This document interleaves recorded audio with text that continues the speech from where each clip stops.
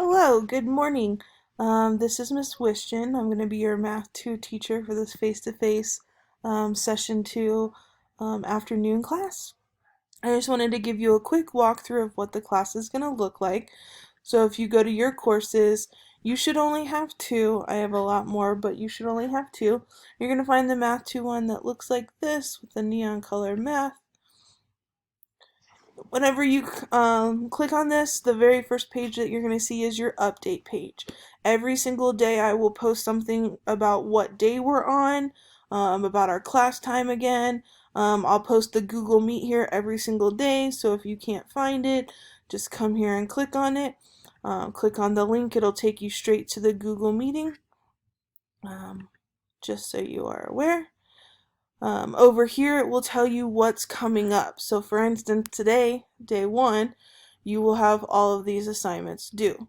Now, we're face-to-face, which means if you are actually in the class with me, you will be getting all of these done during class with me. There might be some times where I say, okay, you have the next 20 minutes, go to do this assignment.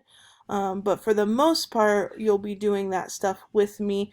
You'll only have to worry about actually going into Schoology and completing these assignments if you are absent from the online class. Once then, you're going to click on the materials. You're going to go over to materials. Right here you have your start here button, which is where you are now because that's where you found this video. Then you have session 1. So we're only worrying about session 1. Right here you have your course textbook. You can enroll using this pen. Then from here you have all 20 days worth of material. Again, if you are on the if you are in class with me every single day, we're going to be doing most of this stuff in class, and that's how you'll be getting your grades. If you are absent, then you're going to want to complete each day by yourself. Every single Friday you will have an assessment, so that's kind of your what you're going to be doing on Fridays is taking your test. Since we have teachers meetings, we won't be around as much. That's pretty much a kind of rundown of this course. If you have any questions, let me know.